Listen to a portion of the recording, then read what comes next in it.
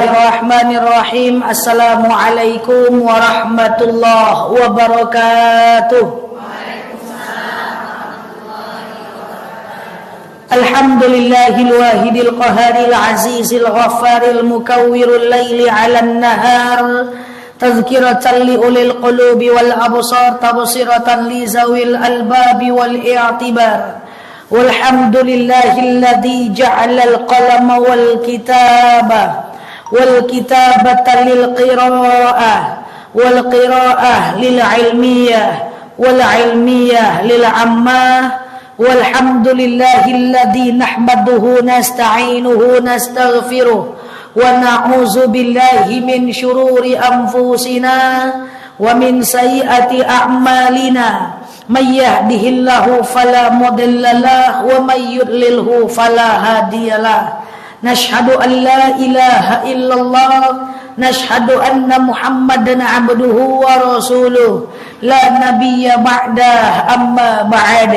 Ibu-ibu yang saya sayangi karena Allah, alhamdulillah Allah hadirkan kita dalam majelis ini. Sebelum kita mulai kajian kita berdoa kepada Allah, semoga siapapun kita yang hadir dalam majelis ini, insyaallah Allah sehatkan badan kita, Allah kuatkan jasad kita, Allah tambah ruh keimanan kita, Allah luaskan rezeki kita, Allah angkat segala masalah kita, Allah jauhkan kita dari orang-orang zalim, Allah matikan kita dalam keadaan husnul khatimah. Amin.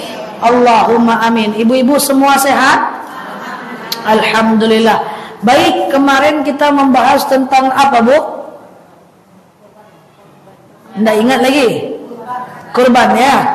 Oke, baik ibu-ibu yang saya sayangi karena Allah, hari ini kalau kemarin sebelumnya kita telah membahas terkait dengan keutamaan orang yang menuntut ilmu Allah. Hari ini kita telah membahas kemarin kita telah membahas tentang bab kurban. Maka hari ini insyaallah sore ini kita akan membahas yang agak ngeri sedikit ya. Kalau ini ada pada diri kita, maka jangan diulang lagi. Hari ini kita akan membahas tentang bab nafsul lawamah. Apa namanya? Apa namanya? Ya pokoknya gitulah ya.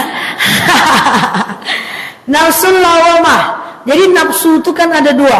Ada nafsu baik, ada nafsu buruk. Nafsu baik namanya nafsul mutmainnah. Nafsu buruk namanya nafsul lawamah. Jadi kita membahas tentang apa saja jenis nafsu yang buruk, sikap yang buruk, akhlak yang buruk yang harus kita tinggalkan dalam kehidupan kita. Oke? Maaf, ini pembahasan bukan untuk menilai orang, tapi untuk menilai diri kita. Seandainya ada yang salah, enggak apa-apa. Salah tuh enggak apa-apa. Yang enggak boleh itu adalah salah untuk kesekian kalinya. Kayak judul film ya. Nah, yuk kita bahas ibu-ibu, apa saja jenis nafsu lawamah, nafsu yang jelek yang mesti kita tinggalkan dalam kehidupan kita. Pelan-pelan kita ubah menjadi nafsu yang baik. Kita mulai, Bu.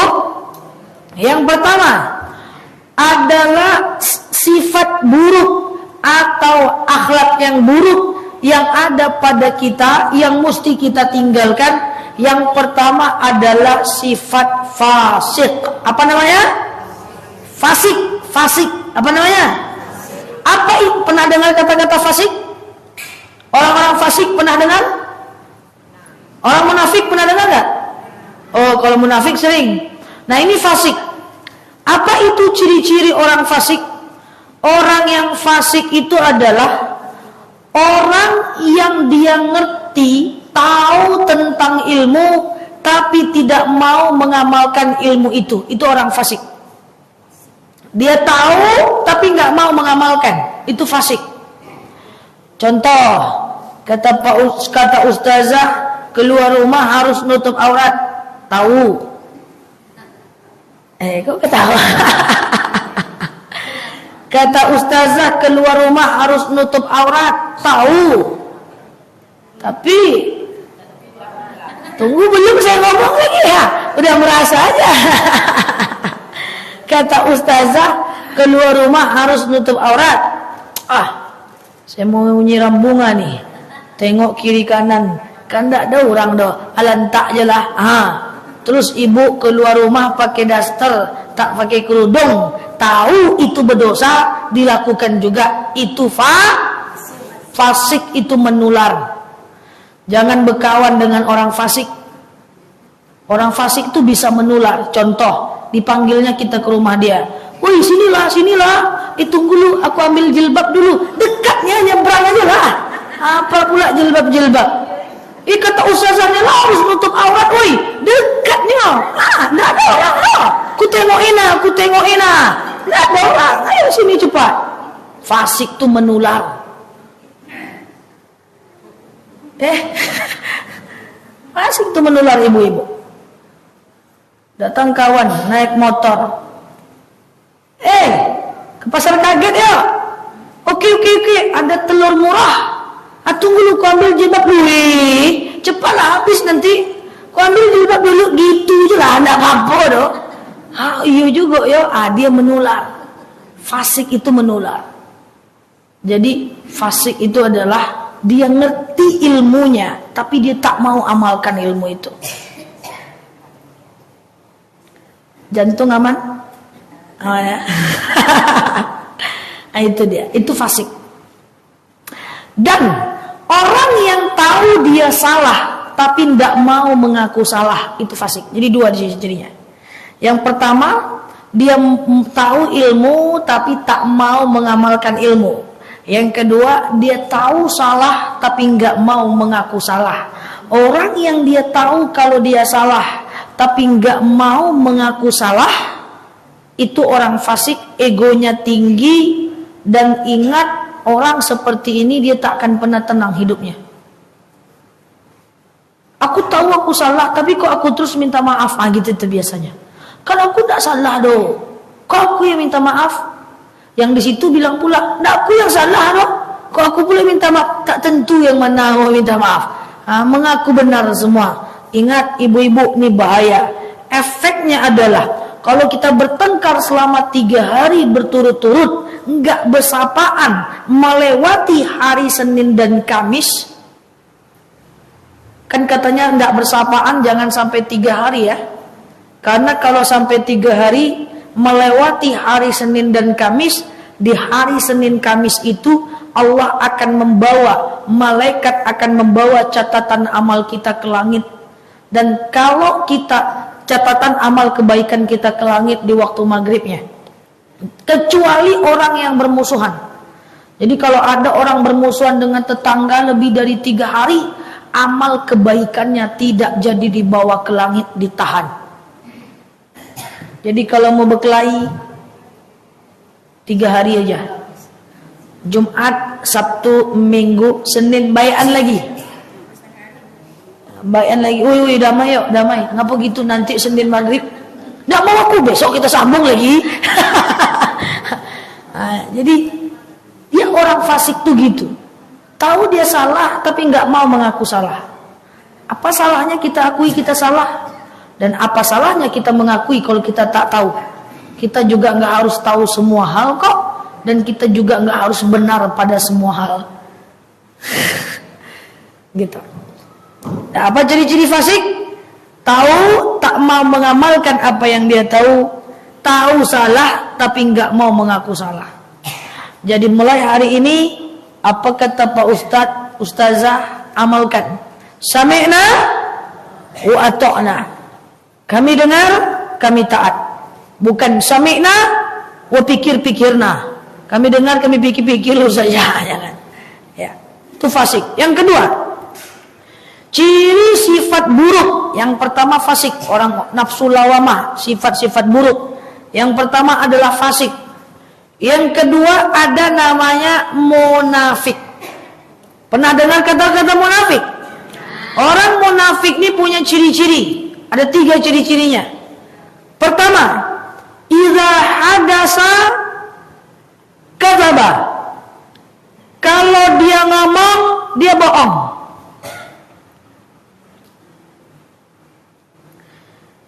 Hati-hati, sekecil apapun tetap bohong.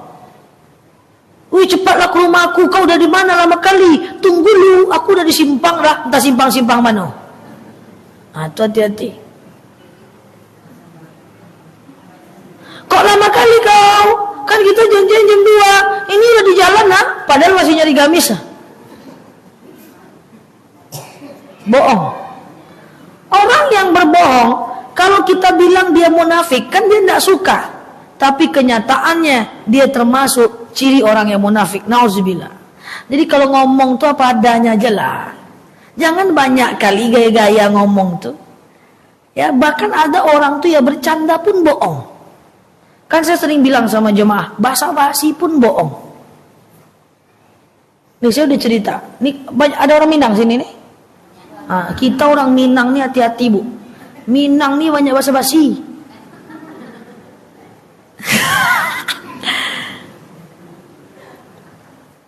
Disuruhnya orang masuk ke rumah.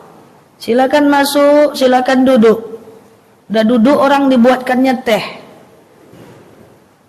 Silakan diminum bu. Iko yang adanya, ini yang adanya. Di dalam ada susu. Di dalam ada madu. Berbasa-basi tapi bohong. Tidak boleh. Dikasihnya orang air putih. Silakan diminum bu. Air zam-zam yang adanya. Padahal itu tidak air zam-zam loh. Anda bisa. Boleh berbasa-basi tapi tidak boleh berdusta.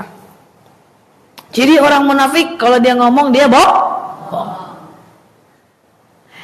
Kalau ada orang yang minjam uang sama ibu kan nggak mau minjamkan. Itu banyak yang bohong tuh. Nggak ada duit dah. Suamiku belum gajian lagi banyak kebutuhan. Nggak boleh berbohong. Nggak boleh. Kok gelisah? Ada orang minjam uang ke ibu, pinjam duit. Aduh, aku lagi nggak bisa minjamin. Kok kan banyak duit? Iya, alhamdulillah. Cuman aku nggak bisa dong minjamin lagi, nggak bisa. Gitu aja. Ustazah nanti dia nggak mau jadi kawan saya. Nggak apa-apa. Kan saya udah pernah ceritakan sama jemaah, boleh pinjamkan uang sama orang kalau kita siap uang tuh hilang. Kalau nggak siap uang tuh hilang, jangan dipinjamin. Ini sekilas sebelum saya lanjutkan. Ada orang pinjam sama saya 1 juta. Nel pinjam 1 juta. Saya nggak siap uang tuh hilang. Maka saya bilang, aduh maaf ya, saya nggak bisa. Ya saya siap dulu deh. Nel pinjam duit 1 juta. Saya siap uang tuh hilang. Maka saya bilang, ya udahlah pinjam. Seandainya nanti uang tuh ndak balik, saya nggak stres, saya nggak nagih-nagih berlebihan, sehingga saya cuman kehilangan uang, saya nggak kehilangan teman. Paham? Karena saya siap uang tuh hilang. Tapi kalau saya nggak siap uang tuh hilang, Nel pinjam uang 1 juta. Pinjamkan ndak ya? Karena nggak enak dipinjamkan juga. Pas dipinjamkan datang kita ke rumah dia, selondok dia. Serondok dia. Mintalah duit utang kemarin, kau segitu aja kau minta. Akhirnya nggak dapat duitnya, kita berkelahi, hilang 2, hilang teman, hilang uang. Maka kalau nggak bisa minjamin, karena meminjamkan itu bukan wajib, dia sunnah, tinggal bilang aja, Nel, pinjam duit, aduh aku lagi nggak bisa minjamin. Udah, akhirnya dia marah, dia pergi. Kita cuman kehilangan dia, uang masih ada. Cocok? Nah itu syariatnya ya. Daripada hilang dua-duanya. Karena teman yang mau minjem duit, tahu-tahu dia tak mau berteman, itu bukan teman yang baik. Nah jadi tak boleh berbohong demi menyenangkan hati orang. Mau ibu bohong untuk menenangkan hati orang yang berhutang? Jangan. Ciri-ciri orang munafik, kalau dia ngomong, dia bohong. Oke? Yang kedua, Iza wa'ada akhlafa. Ciri-ciri orang munafik yang kedua, kalau dia janji dia mungkir. Maka hati-hati berjanji. Hati-hati dengan lafaz insyaallah. Ibu tahukah makna insyaallah? Insyaallah artinya kalau Allah menghendaki. Kalau Allah menghendaki. Contoh, misalnya Bu Ketua ngomong ke saya, Ustazah, iya, nanti sore ke rumah saya ya. Oke Bu, insya Allah saya ke rumah ibu. Artinya kalau Allah berkehendak saya akan ke rumah ibu. Paham? Rupanya sore-sore saya malas. Saya mau baring-baring aja. Udahlah. Tadi kan bilang insya Allah. Oke, saya tanya. Sebenarnya Allah itu ngizinkan saya nggak untuk ke rumah Bu Ketua? Ngizinkan, cuman saya yang malas. Berarti saya memfitnah Allah untuk kepentingan saya. Itu berdosa. Jadi kalau nggak bisa, rasa-rasanya malas, jangan bilang insya Allah. Ustazah, saya mau bisa ke rumah saya nggak? Oke Bu, saya usahakan ya. Gitu, jangan bilang insya Allah. Insya Allah itu kalau 99% ibu mau melakukannya. Karena insya Allah itu kalau Allah mengizinkan. Kalau Allah tak mengizinkan itu biasanya cuma sakit, meninggal, uzur syar'i, gak disetujui suami, gitu baru bisa dipakai insya Allah. Kalau ibu gak pengen, jangan basa-basi, insya Allah aja terus pagi siang malam. Ya, kalau berjanji tepati. Dan setiap janji yang tak ditepati adalah ciri munafik. Nauzubillah.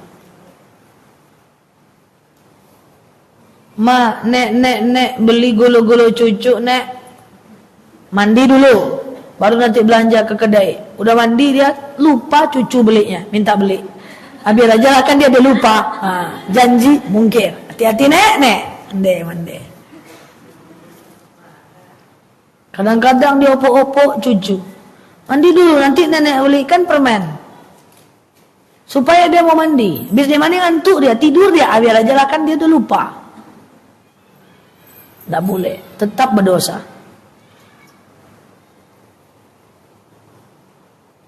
Kenapa gitu, mau protes? Oke, paham ya? Nah, yang ketiga, wa iza tumina khona.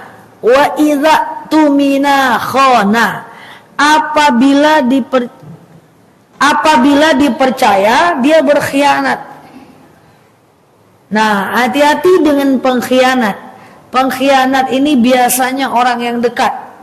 Karena kita percaya dulu, kita ceritakan semuanya dulu ke dia, lama-lama dia berkhianat. Kan gitu kan? Tidak mungkin yang berkhianat itu orang teman biasa, tidak mungkin. Yang berkhianat itu biasanya orang terdekat, entah suami, entah istri, entah kakak, entah adik, entah sepupu, entah ponakan, sahabat, calon. Karena orang-orang itu yang kita percaya. Tahu-taunya dia berkhianat. Kalau bahasa kitanya, lain depan, lain belakang. Itu ciri-ciri orang munafik. Na'udzubillah. 1, kalau ngomong bohong. 2, kalau dipercaya berkhianat. 3, kalau janji dia mungkin. Fasik itu ciri-cirinya adalah orang yang tahu tapi tidak mau mengamalkan apa yang dia tahu. Atau orang yang dia tahu dia salah tapi tidak mau mengaku salah. Paham? Yang ketiga, ciri sifat jelek yang ketiga yang kita tak boleh punya adalah sifat bakhil. Tahu bakhil? Bakhil itu bukan sekedar pelit. Pelit itu beda.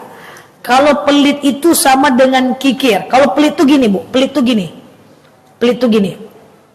Saya punya banyak, saya tak mau kasih ibu. Itu pelit. Bakhil itu beda. Makhluknya lain tuh. Pernah dengar bakhil? Bakhil itu gini. Bakhil itu gini. Yang aku punya, aku tak mau kasih orang. Yang punya orang, aku mau. Tunggu belum lagi. Belum lagi. Nah, ini bakhil nih. Kalau pelit itu kan gini nih. Kalau pelit itu aku punya, aku tak mau kasih kamu. Itu pelit. Bakhil itu beda. Ini sifat yang jelek nih. Bakhil itu adalah aku punya, aku tak mau kasih kamu. Yang kamu punya, aku mau. Yang punyaku, tak aku keluarkan untuk aku. Jadi ku susah-susahkan hidupku, ku tumpuk-tumpuk hartaku. Itu bakhil. Pelit dengan orang, pelit dengan diri sendiri. Yang punya orang kita mau, yang punya kita tak mau kasih orang. Contoh orang kayak gini ya. Adalah ciri-ciri orang yang menumpuk hartanya. Ditabungnya lah emas banyak-banyak. Bukan emas Jawa, ini emas betulan. Tabungnya emas, simpannya di genteng, disimpannya di bawah bantal guling, simpannya banyak-banyak. Nabung. Kau ditanya, kenapa mak banyak-banyak betul ngumpulin emas? Oh, supaya nanti kalau aku sakit, aku nggak nyusahin anak. Waktu aku tua, aku tak bergantung sama anak. Betul niatnya. Emasnya udah banyak dah. Makannya tetap menyusahkan diri. Itu aja, dia tak mau menikmati uangnya. Mak belilah yang enak-enak, mak. Makan sendiri lagi doh, mak. Nggak ada gigi doh. Makanya ini aja lah cukup. Tumpuk-tumpuk uang terus. Tujuannya kalau sakit nggak nyusahin Rupanya waktu sakit, yuk mak ke rumah sakit, mak. Nggak sakit doh. Sehat aja ya. Sakit biasanya. Pas sakit betulan, dia ada uang. Ayo mak udah parah nih. Bu, yuk udah parah bu, kata tetangganya. Nggak ada dong. Aku baik-baik aja. Karena nggak mau ngeluarin uangnya. Ujung-ujungnya meninggal, tinggallah warisan untuk anak. Ibu dapat apa? Nggak ada. Tapi ini semua baik-baik. Nggak ada yang kayak gitu. Walaupun emasnya banyak. Paham ya? Itu bakhil. Saya mau sampaikan begini. Bahwa kita perlu menabung. Supaya kita punya banyak zakat. Tapi tak boleh kita bakhil ke orang. Bakhil ke diri sendiri. Semakin kita beri orang, semakin banyak uangnya, semakin tinggi bilangan zakatnya. Rumusnya gitu. Makanya uang tuh letakkan di tangan. Bukan di hati. Kalau uang letak di hati, uangnya keluar, hati sakit. Tapi uang letak di tangan, uang keluar, hati tak sakit. Jadi boleh saja kita menabung, tapi tujuannya biar banyak zakatnya, biar lancar sedekahnya. Ingat ibu-ibu yang saya sayangi karena Allah. Warisan yang kita tinggalkan untuk anak cucu kita, ditinggalkan atau tidak, anak cucu tetap harus bekerja. Betul? Kalau warisan ibu tinggalkan, ibu nggak dapat apa-apa. Tapi kalau harta yang ibu punya, ibu bangun masjid, ibu wakaf tanah, ibu belikan AC masjid, ibu belikan sejadah masjid, ibu meninggal, ibu dapat sesuatu. Maka saya tak berharap. Ini kan wajah-wajah punya rumah petak 10 petak nih semua nih. Wajah-wajah punya rumah kos 26 pintu. Ada nenek-nenek nanya ke saya. Pakai tongkat datang ke rumah saya. Tak tahu saya dari mana, dia dibawa sama anaknya dari luar kota. Bertongkat datang naik ke tangga rumah saya. Cuma 2 tangga masuk pintu aja payah. Nak, iya, pakai bahasa Minang artinya gini. Nenek nih nak mau masuk surga. Apa yang bisa nenek buat? Saya sambil canda saya bilang, nenek mau masuk surganya jalan biasa atau jalan tol? Saya tanya begitu. Nah dia bilang jalan tol lah nak, biar cepat. Oke. Nenek mau surganya surga VIP atau surga reguler? Yang VIP lah nak. Oke. Nek kata saya, masuk surga butuh modal. Modal nenek apa? Ada 3 modal masuk surga. Ibadah, ilmu, harta. Saya tanya yang pertama. Nenek kuat ibadah enggak? Susah nenek ibadah anak. Waktu kecil-kecil ngurus anak. Pas nenek sudah tua ngurus cucu.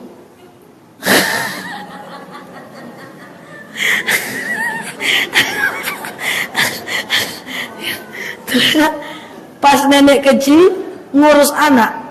Udah tua berharap ibadah, ngurus cucu. Jadi ibadah nenek itu cukup makan nak. Tak banyak-banyak kali. Oke. Yang kedua, modal yang kedua. Nenek punya ilmu enggak yang nenek bagikan ke orang? Mana ada nenek ilmu nak? Nenek ikut majelis taklim sekali sebulan yo nak. Itu pun ustadznya ceramah lain ujung lain pangkal, tak ngerti nenek nak. Memang itu yang dibilang ya, memang itu dibilang macam mana? Nenek ceramah sekali sebulan nak di masjid. Itu pun ceramah ustaz lain ujung lain pangkal. Tak ngerti nenek nak tadi. Ceramah sekali sebulan mana masuk, Bu? Ibu aja setiap minggu ditanya apa kaji minggu lalu pening kepala. Sekali sebulan tuh tak cukup belajar agama tuh tiap hari. Sekali sebulan tuh ndak susah sekali itu. Susah tuh kalau sekali sebulan tuh ndak bisa itu. Tuh saya ndak tahu itu ya. Iya tuh ya. Udah gitu ceramah ustaznya lain ujung lain pangkal. Ndak ngerti nenek. Nah oke, berarti nenek ini ndak lah dia punya ilmu untuk masuk surga. Saya tanya yang ketiga. Nenek punya harta enggak? Enggak ada dona. Onde mande. Cemana cerita? Cemana caranya nih? Sekarang saya tanya. Nenek punya aset apa? Dia menyangka harta itu duit. Yang saya maksud itu aset. Apa dia bilang? Nenek punya rumah kos 10 petak. Ternyata ada juga modalnya sikit-sikit. Ada. Oke, berarti ada kemungkinan si nenek ini bisa masuk surga dengan harta. Ya dong? Ibadah, ilmu, harta. Khadijah masuk surga karena harta. Utsman bin Affan masuk surga karena harta. Ali bin Abi Thalib karena ilmu. Aisyah karena ilmu. Khadijah karena harta. Ya kan? Nah, beda-beda. Kita bisa masuk surga. Yang kaya bisa masuk surga, yang miskin bisa masuk surga. Kalau bisa masuk karena tiga-tiganya kan gitu kan? Oh, bisa jalan nih, saya pikir. Nek, ya, nenek hari-hari makan apa, Nek? Punya kos 10 pintu, pintunya aja, Nek. Betulan, nggak ada pintunya aja dong. Oke, nenek butuh nggak duit tuh? Hari-hari nenek makan apa? Nenek makan steak barbecue pakai mayones nggak? Mana sanggup nenek lagi gigi nenek nggak kuat dah nak. Nenek makan apa? Makan daging enggak? Enggak sanggup nenek lagi nak. Oke, gini Nek kata saya. Gini Nek kata saya. Nek. Jadi hari-hari nenek makan apa? Nenek makan bubur aja nyona. Saya bilang, Nek, dia terdiam waktu saya ngomong gitu. Untuk beli bubur enggak perlu rumah petak, enggak perlu kos-kosan 10 pintu, Nek. Iya sih, cuman bubur berapa harganya? Artinya apa? Nenek jual 3 pintu, Nek. Nenek bangun masjid. Tinggal 7 pintu untuk beli bubur, Nek. Ya kan? Kata Allah apa bangun masjid? Man bana lillahi masjidan banallahu bihi baitan fil jannah. Siapa yang membangun masjid di dunia, Allah akan buatkan untuknya rumah di surga. Dibuat masjid di dunia, ada kapling tanah di surga. Nanti pas nenek mau masuk surga, datang malaikat nanya, "Ui, mau kemana, Nek?" Enak aja aku tanya-tanya malaikat, tuh rumah aku di dalam. Akhirnya betul dia jual, akhirnya dia udah bangun masjid. Masya Allah. Karena warisan kau ditinggalkan, kita tak dapat apa-apa. Boleh tinggalkan, tapi jangan lupa tinggalkan untuk amal. Hati-hati bakhil, yang punya orang kita mau, yang kita tak mau kasih orang, yang punya orang kita mau, yang untuk kita simpan-simpan sampai kita meninggal dijadikan warisan. Iya kalau anak tuh tak ribut, kalau berkelahi-kelahi dia heboh pula kita di alam kubur. Tak tenang hidup kita, tak tenang juga meninggal kita. Boleh tinggalkan warisan, tapi tinggalkan untuk amal, untuk dibawa mati. Bakhil itu, oke? Mulai ngitung-ngitung berapa aset gue ya. Oke, nomor 4, ibu-ibu yang saya sayangi karena Allah. Nomor 1 tadi fasik ya. Fasik adalah orang yang dia tahu tapi tidak mau mengamalkan apa yang dia tahu. Orang yang salah tapi nggak mau ngaku salah. Yang kedua, sifat jelek adalah munafik. Munafik itu ciri-cirinya ada 3. Kalau ngomong bohong.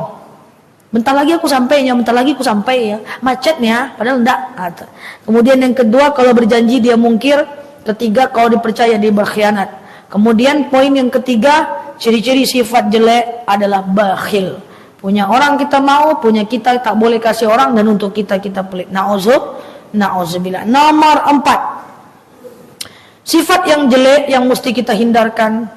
Dan nomor 4 ini sepertinya banyak terjadi kepada ibu-ibu, tapi bukan ibu-ibu di sini. Ibu-ibu di sini semua baik-baik. Walaupun ragu juga sedikit ya. Nomor 4 adalah sifat ghibah. Apa namanya? Ghibah. Apa itu ghibah? Ghibah itu adalah ngomongin kesalahan orang yang benar dia salah. Kalau dia nggak salah, kita omongin itu fitnah. Ghibah itu adalah menceritakan orang kenyataan. Contoh, suatu ketika ada orang yang lewat di depan rumah Aisyah. Rumah Aisyah istri Rasulullah. Orang ini pendek, bulat, padat, hitam, hidup lagi gitu. Jadi Aisyah merasa orang ini lucu. Jadi Aisyah ngomong kepada Rasulullah, "Ya Muhammad, undur innahu mudhi." Tengok Muhammad, itu ada orang lucu itu. Apa kata Muhammad? "Uskuti ya Aisyah." Diam kau Aisyah. Ngapa pula aku diam ya Muhammad? Kan betulnya dia lucu. Apa kata Muhammad? "Kalamuka li akhaka." Kau ceritakan saudaramu walaupun betul, tapi kan dia enggak suka dibilang kayak gitu, termasuk gosip. Apapun cerita tentang orang betul, tapi kalau dia enggak suka diceritakan itu gosip. Aisyah bertanya, "Hatal matal ghibah ya Muhammad?" Apa batasan gosip ya Muhammad?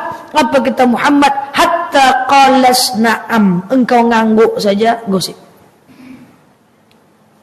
Tengok tuh ibu tuh, semenjak suaminya tidak di rumah, banyak anak bujang depan rumahnya. Astagfirullahaladzim, iya pula ya. La ilaha illallah, iya pula ya. Mengangguk-ngangguk gosip. Jangan cepat mengangguk. Ini wajah angguk semua ya. Okey, jangan cepat mengangguk. Setiap omongan buruk tentang orang gosip, apapun itu, maka biasakan fokus dengan kebaikan orang, sehingga kita dapat manfaat.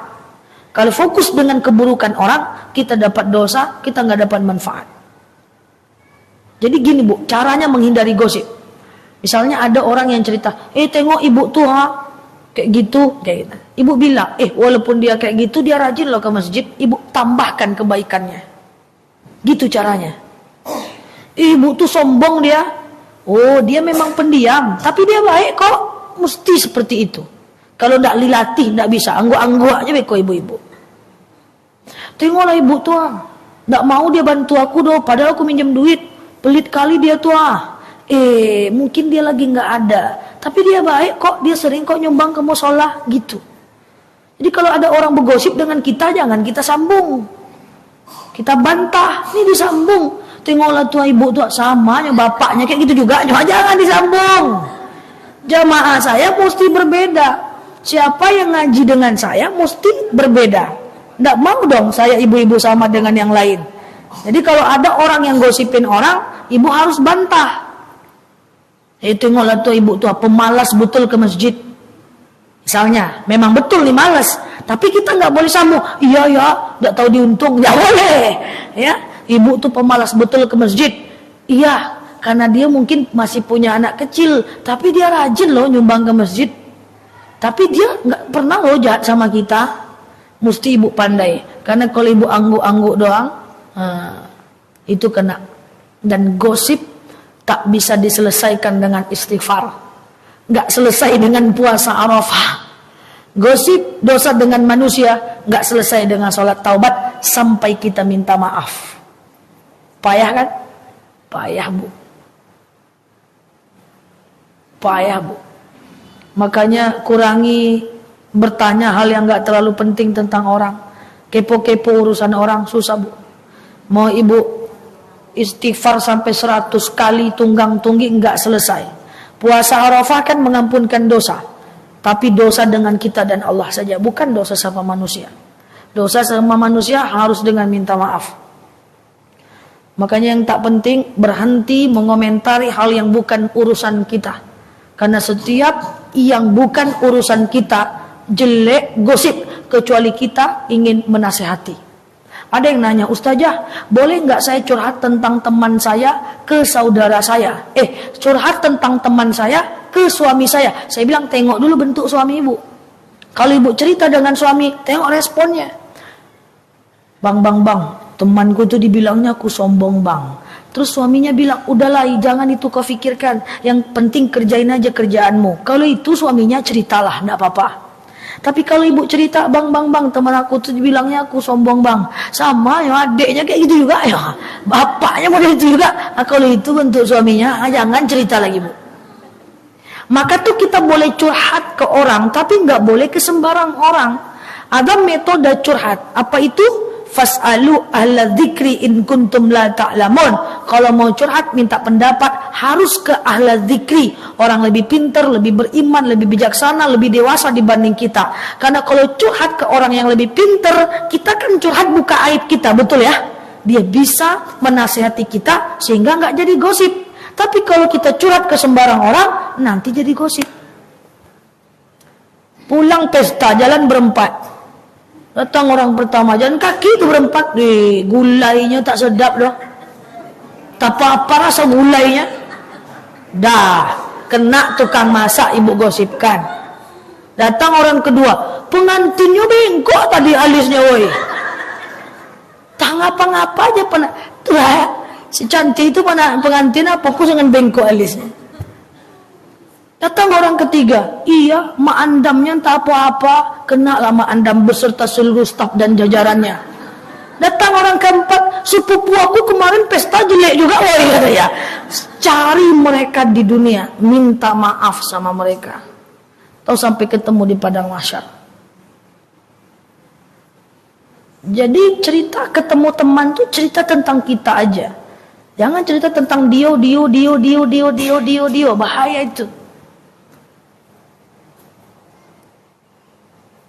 Kayak gimana coba?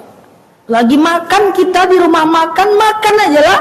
Nikmati makanan kita, jangan tengok-tengok meja orang. Ah ini, tengok tuh meja tuh, ngapa? Yang itu ngapa? Bapak tuh apa? Gemuk kali perutnya. Ada. Habis itu bapak tuh pergi bayar. Kemana ibu cari dia minta maaf?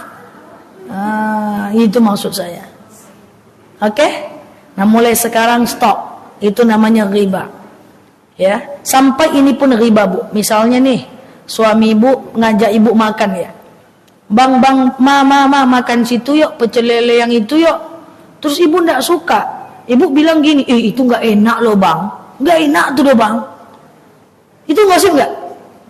Gosip nggak? Itu gosip loh. Ibu buka aib mereka loh.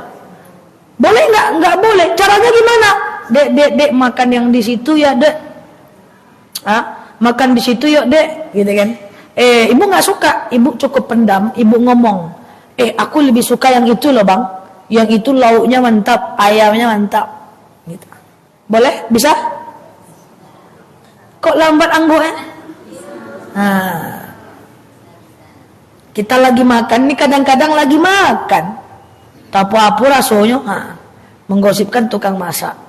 Jangan komentari makanan, makan aja lah. Karena mengomentari makanan makruh. Nah, itu gimana? Tapi ibu-ibu ndak ada kita di sini baik-baik. Baik-baik semua. Baik semua baik.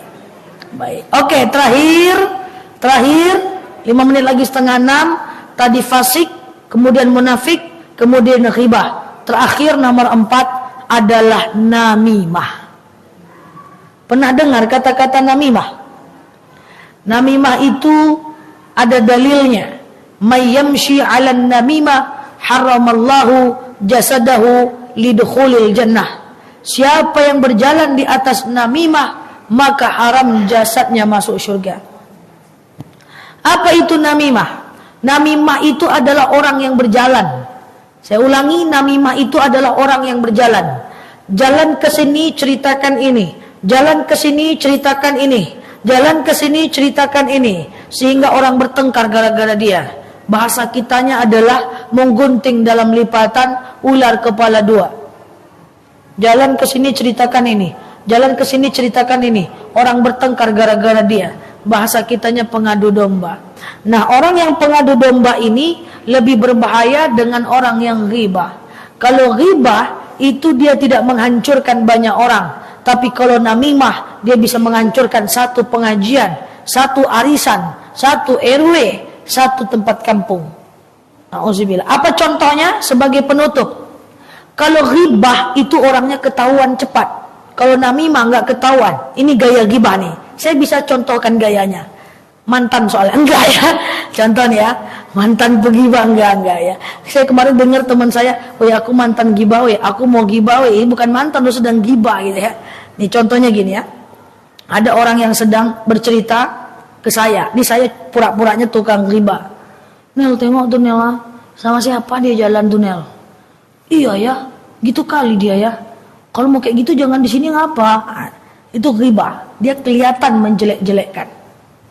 Kalau namimah nggak kelihatan, tapi orang bertengkar gara-gara dia. Contoh namimah nih. Nel, teman aku tuh Nel, jahat kali dia Nel, diceritainnya aku di belakang Nel. Nah terus saya sebagai namimah, udahlah Bu, jangan difikirkan. Dia itu nggak ikut pengajian. Biar aja lah, Ibu sabar aja lah. Jangan dipikirkan. Tapi kalau aku jadi ibu, nggak tahan juga sih aku Bu. Tapi jangan lagi difikirkan Bu. Tapi kalau aku jadi ibu, aku kejar juga dia tuh Bu. Tapi nggak ada gunanya deh Bu. Jadi dia kayak baik tapi mengadu domba gitu, paham gak? Ini kalau ibu nggak detil, payah ketahuannya. Datang pula dia ke orang yang ke situ, kan kerjanya berjalan. Datang dia ke situ, diceritakannya yang ini. Tengoklah temanku tuh jahat kali dia begini begitu. Udahlah, sabar aja lah. Nggak usah pikirkan kali apa kata orang. Sebenarnya jahat juga dia sebenarnya sih. Tapi nggak usah lagi dipikirkan kayak mana lagi. Tapi memang jahat juga kayak gitu tuh perlu dikasih tuh peringatan itu. Dah di sini marah, di sini teradu, mereka bertengkar. Cus, saya sebagai pengadu domba aman karena di sini saya baik, di sini saya baik. Pengadu domba lama ketahuannya. Dan mayyamshi 'alan namimah haramallahu jasadahu lidukhulil jannah. Siapa yang berjalan di atas namimah, haram jasadnya masuk surga. Dan lama ketahuannya. Na'udzubillah. Ini dosa paling besar. Tadi ada fasik, ada munafik, ada ghibah, ada namimah. Yang paling susah itu namimah. Dan Allah hadirkan dia dalam sekelompok orang untuk menguji keimanan orang itu. Na'udzubillah. Mudah-mudahan kita terhindar dari orang-orang yang namimah. Amin. Allahumma amin. Demikian dari saya. Semoga ada manfaat. Wallahu a'lam bishawab. Salam ala hazihi niyah al-Fatihah.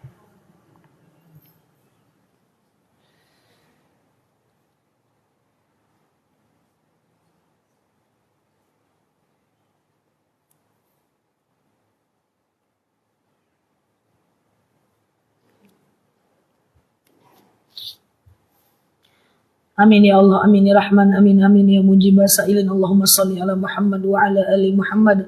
Allahumma inna nas'aluka ridhaka wal jannah, na'udzubika min sakhatika wan nar. Allahumma inna nas'aluka salamatan fi dinina, afiyatan fi jasadina, ziyadatan fi ilmina, barakatan fi rizqina, taubatan qabla al-maut, rahmatan indal maut, wa maghfiratan ba'dal maut. Allahumma hawin alaina fi sakaratil maut, najatan minan nari wal afwa indal hisab.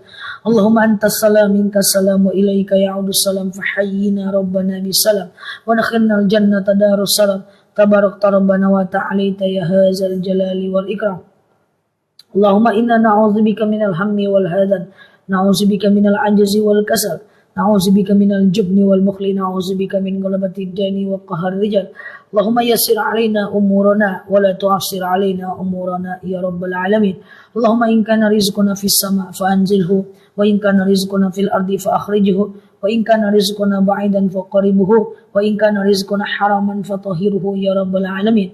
Allahumma yassir alaina umurana wa la tu'assir alaina umurana ya rabbal alamin. Allahumma khususan ila arwahi abaina wa ila arwahi ummahatina wa ila arwahi kulli muslimina wal muslimat. Allahumma ja'al qabrahum rawdatan min riyadil jannah wa la taj'al qabrahum muratan min hubarin niran. Allahumma khususan ila arwahi abaina wa ila arwahi ummahatina wa ila arwahi kulli muslimina wal muslimat. Allahumma fil lahum warhamhum wa'afi wa'fu anhum wa akrim nuzulahum wa wasi' madkhalahum wa ghsilhum bil ma'i was-salji wal barad wa naqqihim minal khataaya kama yunakkasabul abyadu minad danasi wa abdilhum daran khairan min darihim wa ahla khairan min ahlihim ya rabbal alamin. Allahumma rabbana hab lana min azwajina wa zurriyyatina qurrata a'yuni waj'alna lil muttaqina imama. Allahumma rabbana zalamna anfusana wa illam taghfir lana wa tarhamna lanakunanna minal khasirin. Allahumma nawwir qulubana bitilawatil Qur'an, sabbis aqdamana binuril Qur'an ya rabbal alamin. Allahumma istajib du'ana ya Allah, istajib du'ana ya Rahman ya Rahim ya mujibah sa'ilin. Allahumma salli ala Muhammad wa ala ali Muhammad. Subhana rabbika rabbil izzati amma yasifun, salamun alal mursalin, alhamdulillah.